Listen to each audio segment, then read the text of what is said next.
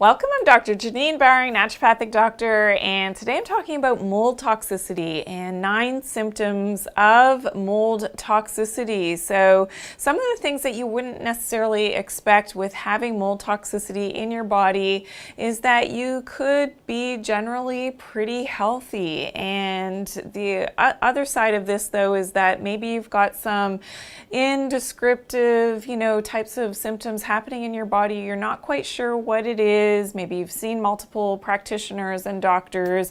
They can't really pinpoint what's going on. Your blood work is normal, and nothing is really standing out to doctors nor to yourself that things are not the way that they should be, but yet you feel that you're just off, you're not yourself, and that is often a telltale sign of having mold toxicity in your body. So you'll appreciate some of the more overt symptoms, which I'll talk about in just a moment, but this is common, and some people are on multiple types of medications or regimens to try to get healthier because they don't feel quite right, but that could be a telltale sign of this mold toxicity. So one, again, of the big grouped reactions of having mold toxicity is allergic reaction. So now these are the more sort of in-your-face types of symptoms of having mold toxicity, which can point a practitioner, if they know what to look for, in the direction of now treating and dealing with the toxicity from mold. So whether that's sinus congestion,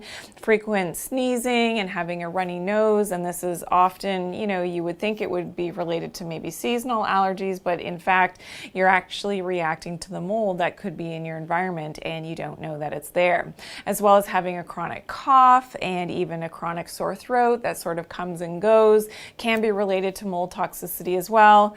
Having red eyes and even blurry vision, so in terms of, if this is chronic, again, can be related to mold exposure. Also having rashes on the skin and itchiness on the skin can also be a reaction to mold toxicity. Having difficulty breathing in terms of asthma, so the actual spasming in the bronchioles, can also be related to mold toxicity, and even shortness of breath, so inability, to catch your breath, and that can be related to mold as well. Symptom number 2 is in terms of brain function, can be related to headaches. So having chronic headaches can also be related to mold, even light sensitivity. So for people who have chronic migraines and they have the aura before the migraine, can also be related to this. And poor memory even, so difficulty finding words, and that cognitive ability can be, severely compromised with mold toxicity, with difficulty concentrating as well, and even dizziness and vertigo can be related to mold toxicity. Symptom number 3 in terms of muscle and joint function, so fatigue and weakness in the muscles and in the joints, also feeling stiff in the morning and having joint pain, especially first thing on waking, can definitely be related to mold toxicity. And unusual sensations in the skin, so this could be related to the nerves as well, with tingling sensations and numbness in the extremities, so that could be in the hands, it could be in the feet, in the legs, can also be related to mold toxicity. Symptom number 4 is digestive issues. So definitely if there's a lot of, digestive upset, it could be IBS types of symptoms with diarrhea and frequent bowel movements, but also constipation, gas, heartburn types of, inflammation in the digestive tract, also overt abdominal pain and bloating, and even an increase in urination. So an increase in frequency of urination can be related to mold toxicity as well. Symptom number 5 is your appetite. So you could have appetite swings, so you could go in one direction, have a really voracious appetite, but also you could have a very low appetite with mold toxicity. You could have a lot of cravings for sugar, and this is commonly found, especially if you've got a compounded candida issue, which is fungal as well in nature.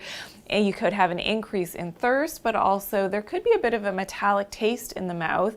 This often goes hand in hand with heavy metal toxicity, so things like mercury toxicity often go hand in hand with mold toxicity, which is something that I talk about in another video all about mold, so make sure that you check that out if you haven't yet seen it.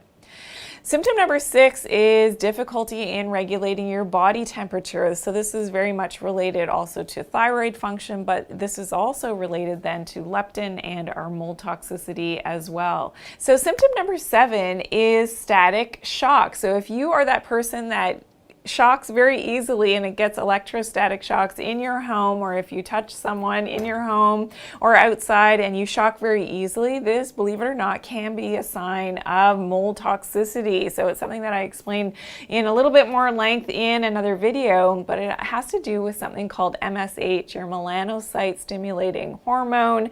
And when those levels drop because of different aspects, and mold toxicity being one of them, it makes you more sensitive to electrostatic shock. So something to check out in my other video. Symptom number 8 is frequent infections. So we know that mold toxicity definitely will compromise our immune function, and we're more compromised in terms of having negative effects of mold toxicity if our immune system is compromised to begin with. So really important that we're taking care of our immunity and doing it in natural ways, and that's something that is definitely possible. Taking herbal medicines to be able to help to make sure that your immune system is functioning optimally is very important.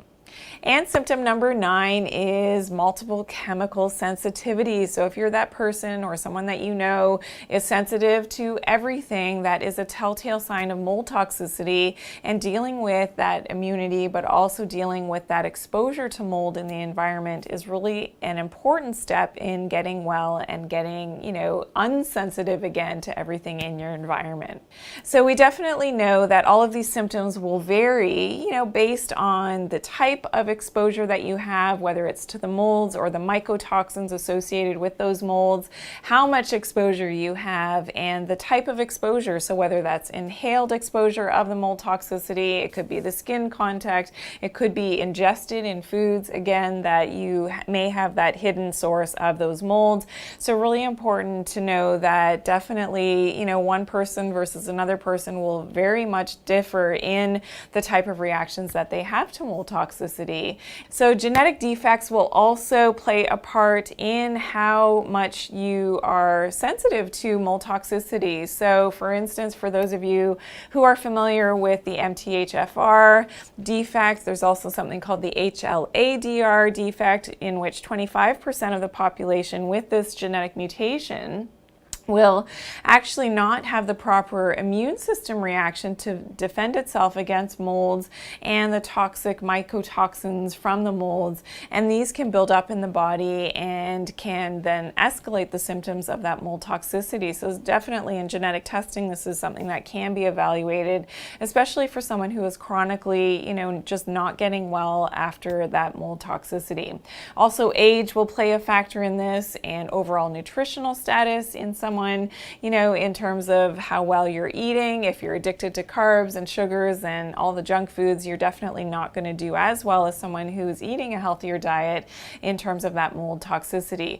Also, your environment plays a part of this, and where you live, how much EMF status, and that radiation that is affecting you is something that's really important as well. And if you have underlying infections, already existing, candida and its biofilms is definitely a factor when talking about your exposure to mold and how much that will actually affect your overall health. So this is concerning.